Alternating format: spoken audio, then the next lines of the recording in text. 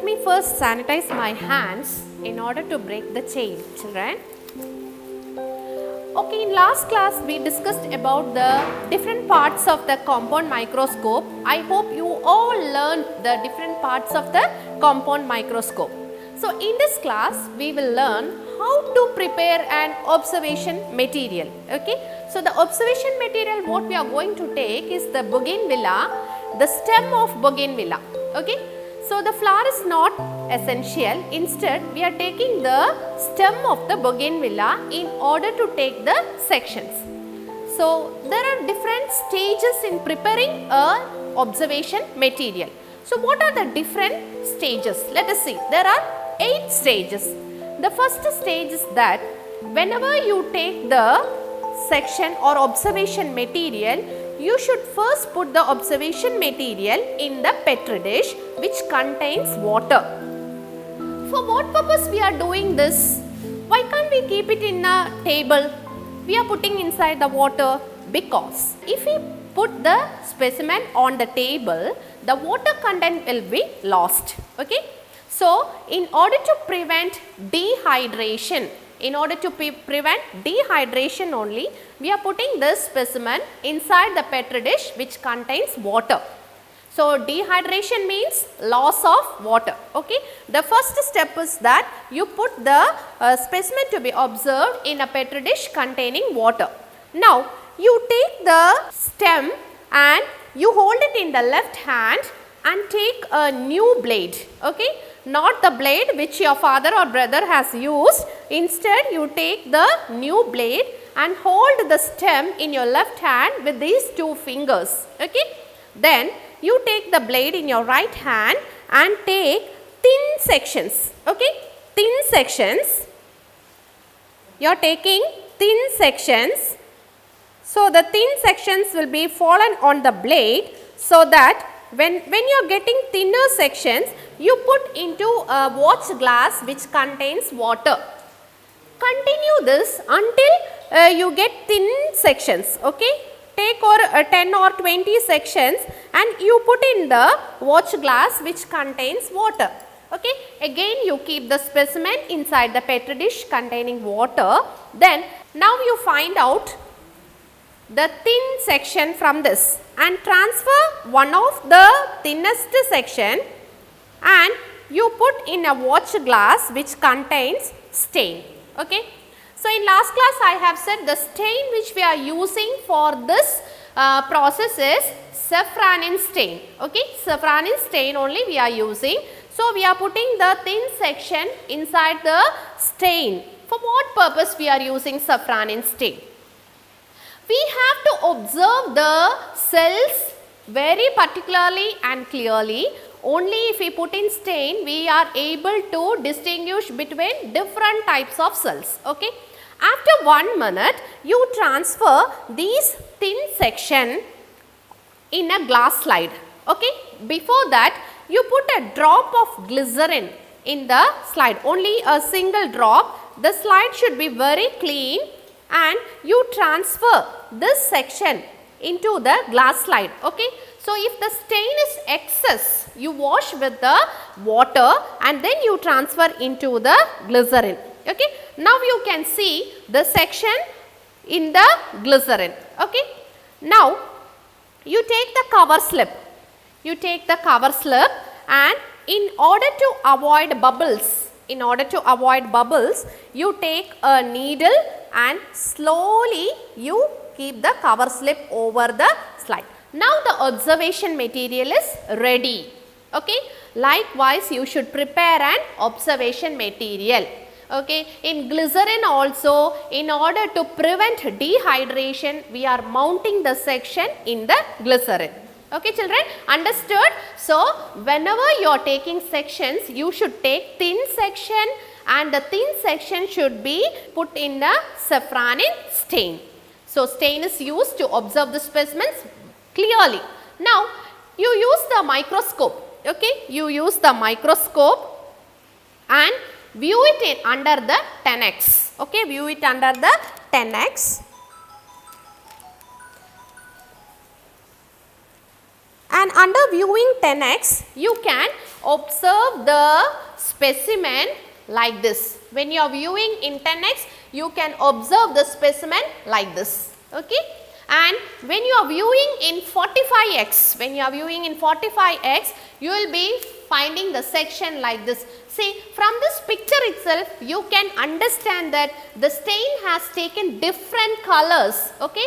The safranin stain is red in color, though it takes different colors in the different cells. Okay? So, while viewing in 10x, you can see the section like this. While viewing in 45x, you can view the section like this. Likewise, you can take section of root, section of leaf, and you can observe the cells very clearly. Understood, children, how to prepare an observation material? There are 8 stages. Whenever you are taking specimens, put in a petri dish containing water, because in order to prevent dehydration. And after taking thin sections, you transfer it into the stain, and then you transfer it into the glass slide. The glass slide should be very clean. Okay?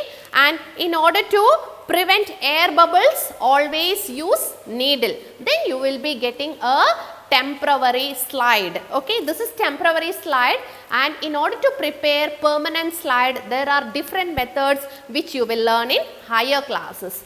Now, right from the beginning, you are hearing what is cell? Yes. So, who discovered cell? Okay, who discovered cell? It was Robert Hooke in 1665. He discovered the cell. Okay, how he discovered this cell? He took the section of a cork. What do you mean by cork? Cork is the outer portion of the tree. The outer portion of the tree, the outer covering, which is known as the cork, the outermost layer is known as cork. When he took the section of the cork, he found that the section looks like a honeycomb. Have you observed the honeycomb? Yes?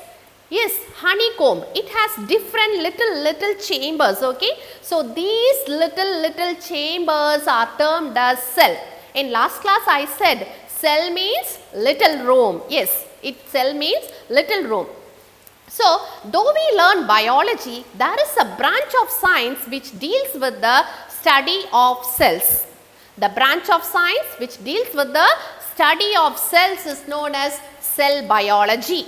Okay? Cell biology is otherwise known as cytology. Cell biology is otherwise known as cytology. Now, inside the cell, there are numerous components. There are numerous structures which are known as cell organelles. Each and everything was discovered by different scientists. Okay, only cell was discovered by Robert Hooke, and the inner portion of the cell was discovered by different scientists. Okay, now the inner portion of the cell, we know that nucleus, which is the brain of the cell, nucleus is known as the brain of the cell, and it was discovered by Robert Brown in 1831. 1831, Robert Brown, he discovered the nucleus, and in 1838, Matthias J. Schleiden, he said that the body of plant is made up of cells. All the plant body is made up of cells.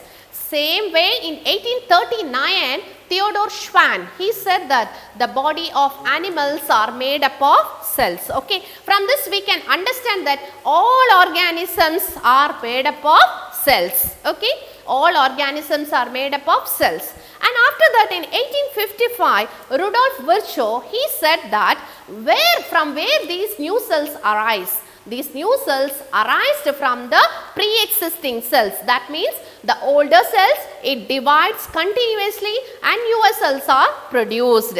So, these are the milestones in the cell biology. That is, these were the basic for the finding for the inner portion of the cell. Okay. Later you will be learning what all components are found in plant cell and what is the difference between plant cell and animal cell. This is the basic of what is present inside the cell. Okay. And after that, from these concepts, they proposed cell theory. They proposed cell theory. The cell theory consists of two statements. The cell theory consists of two statements, that is, cell is the fundamental unit of life. Okay, cell is the fundamental unit of life, or cell is the structural unit of life. And second thing is that all organisms are made up of cells, or organisms are made up of cells. Okay, so cell theory was proposed by Matthias J. Schleiden and Theodor Schwann. They both proposed this cell theory, and cell theory consists of 2 points, that is, the cell is the structural unit of life or the fundamental unit of life, and second thing is that all the organisms are made up of cells. Later in higher classes, you will be learning that cell theory consists of 3 concepts. What is the other concept? That is, all new cells arise from the pre-existing cells, which was discovered by Rudolf Virchow. Yes, it was discovered by Rudolf Virchow. Now in this class, you have to learn only 2 concepts related to cell theory. Okay. Now, what are the functions of the cells? What are the functions of the cells? The function of the cells, mainly 3 functions it is said. The 3 functions are, one is to resist foreign particles. Okay, you might have seen in our body itself, if foreign particles enters, our body fight against it. So body is nothing but cell is the structural unit of life. So the basic thing is cell. So it resists foreign particles. Second one is that it releases energy nutrients. Cell releases energy nutrients. And third function is that synthesize biomolecules. What are biomolecules? It is nothing but sugar, protein, amino acid, then a fat, fatty acid, etc. Okay. So these are the 3 functions of cells, that is, it resists foreign particles, it releases energy nutrients, and it synthesizes biomolecules. These are the basic concepts of the cell. Okay. Children, you know that there are a lot of difference between plants and animals, isn't it? Likewise, there are a lot of difference between plant cell and an animal cell. So now you can observe the structure of plant cell and also the structure of animal cell. Okay. Now, plant cell, it consists of an outermost covering which is known as cell wall. In addition to cell wall, there is one more covering which is known as cell membrane, which is otherwise known as plasma membrane. Okay. So the outermost part of this plant cell is covered by a cell wall, and inner to cell wall is the cell membrane, which is otherwise known as plasma membrane. But in animal cell, you can see that the cell wall is absent. Only cell membrane is present. Okay? Because animals are more complex than the plants, and plants cannot move from one place to another place. So cell wall is an additional protection for the plant cell. Okay? Then the next part you can see is the centrally located nucleus, which is known as the brain of the cell. Okay? So same wise, the nucleus is present in animal cell also. So there is no difference between the nucleus in plant cell and animal cell.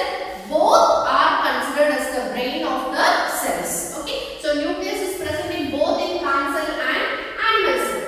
And next you can see there is a fluid matrix inside this. There is a dense matrix of fluid which is known as cytoplasm. In the cytoplasm only, the rest of the cell organelles are located. Okay. So cytoplasm is present in animal cell also. Okay. Then the cell membrane along with the cytoplasm is known as the protoplasm. Cell membrane along with the cytoplasm is known as the protoplasm. So we define protoplasm as the entire content inside the plasma membrane. Okay. So in the cytoplasm matrix only all the cell organelles are located. Then the next part is the characteristic feature of the plant cell, that is the chloroplast, which is present only in plant cell. Chloroplasts are absent in the animal cell because in the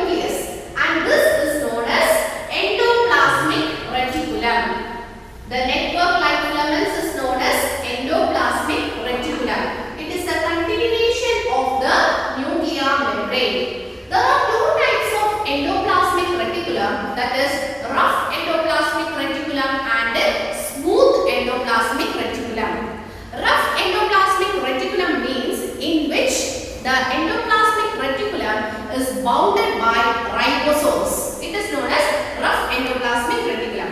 In smooth endoplasmic reticulum, the ribosomes are not bounded in the wall of the endoplasmic reticulum. It is present both in plant cell and animal cell.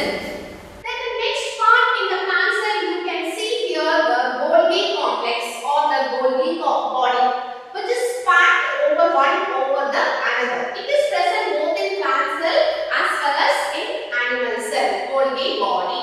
Then ribosomes is present in plant cell as well as animal cell. In both things, ribosome is present because the main function of ribosomes are protein synthesis. Okay, but the characteristic feature of animal cell is that lysosomes and centrosomes are present in animal cell.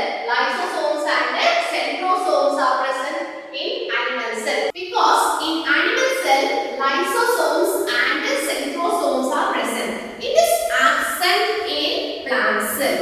Okay, so now we can say that there are major difference between plant cell and animal cell. In plant cell, cell wall along with cell membrane is present, but in animal cell only cell membrane is present. In plant cell, chloroplast is present, but in animal cell, chloroplast is absent. In plant cell, the vacuole is very large, while in animal cell, the vacuole is very small. The